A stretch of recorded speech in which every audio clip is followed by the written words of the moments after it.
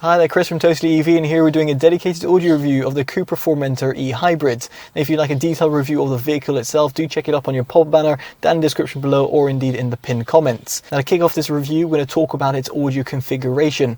Now, here you've got 6 audio drivers that come as standard, and at the time of making this video, there's no means of upgrading it. There's 2 audio drivers at the back, and 4 audio drivers at the front, where you've got 2 in the A-pillars, and the rest of the speakers can be found in each of the respective doors. Now, for you to tinker around with them, there is some audio settings that you can find through the infotainment system. I do like that some preset EQs, although you might want to go into the custom EQ and set it for yourself. In my case, I've dropped 1 notch off the 125 and 250 Hz bands, left the 1 kHz band at standard, and then increased a couple of notches on the 5 and 10 kHz bands respectively. Of course, these are my own subjective opinions and settings of the system, so do let me know if you own this car what settings you've gone for down in the comment section below. Now, for you to connect up to the car system, you can use Bluetooth, where the SBC and AC codecs are supported, the latter being the better out of the 2, although it's no competition with the likes of LDAC or aptX codec, which can be found in certain vehicles out there on the market.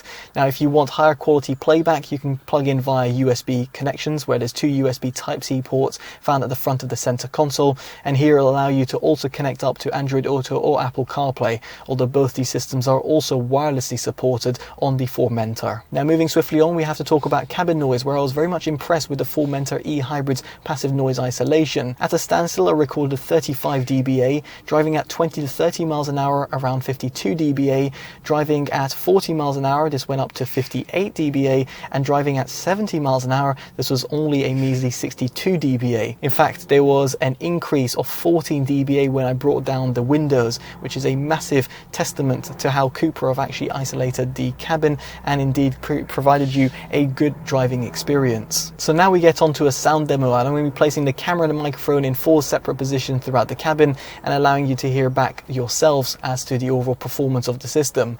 Of course, it's not ideal and it's going to be compressed over YouTube, but it'll give you a slight taster. The song we'll be using is from Priya J, and the song name is called Falling. If you're interested in purchasing it or indeed hearing it for yourself, do check it down in the description below.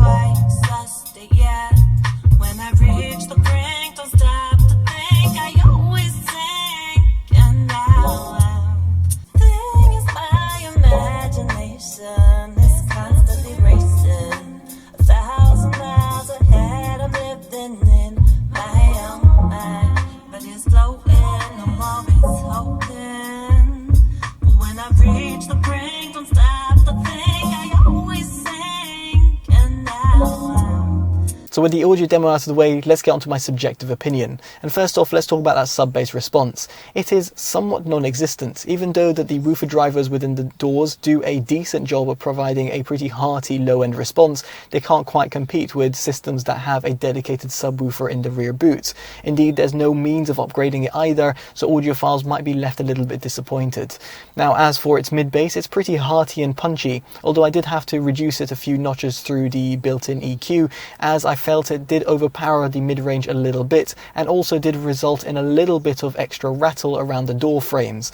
Of course, it is quite hearty and therefore will keep a lot of people excited, so there's no overly complaints for a stock system. Now, as for the mid-range, it is a bit recessed, and you could EQ it through the built-in EQ system that you find on the Formentor's infotainment system, although I did find that increasing the 1 kHz band, for example, did result in a little bit of an artificial reproduction, and as such, leaving it in terms of its default value resulted in a more accurate sound, albeit being a little bit recessed and pushed back. Now, that V-shaped sound signature does extend, whereby you've got a little bit of extension in the highs, although I do feel that it really should be EQ'd a little bit more to get that extra little bit of zing, specifically at the front of the cabin, where you're treated with 2 dedicated tweeters, 1 in each A-pillar, and as such gives you a little bit more life to your music. Of course, that will depend in terms of your own hearing range, but in my opinion, I felt that increasing the 5 and 10 kHz bands definitely did bolster the overall overall high-end performance. Now finally, in terms of the Soundstage, I do feel that it's a little bit lackluster given the fact that we've got limited number of audio drivers.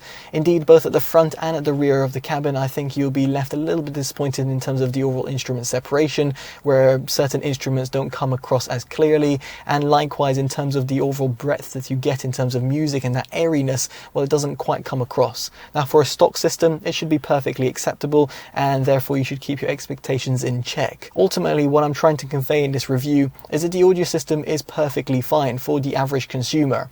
Audio enthusiasts or audiophiles will demand a little bit more, and given the fact that there's no audio upgrade at the time making this review, it might be a little bit disappointing for those consumers that were very excited about the Formentor E-Hybrid, but then were left a little bit disappointed by its audio performance. Now, given the overall competencies of the stock system, I do think it should be commended, and as a result it gets our value award for being, well, a good value system that comes as standard with every Formentor E-Hybrid. I'd be intrigued to hear your thoughts in the comment section below. Of course, I'd be intrigued to see if you have the vehicle itself, or indeed if you demoed it and had your little first impressions. Do let me know in the comment section below. Now, if you want to see more from the channel, definitely do drop a like and of course subscribe and hit that bell notification. And as such, hopefully I'll see you in the next one. Take care of yourselves and goodbye.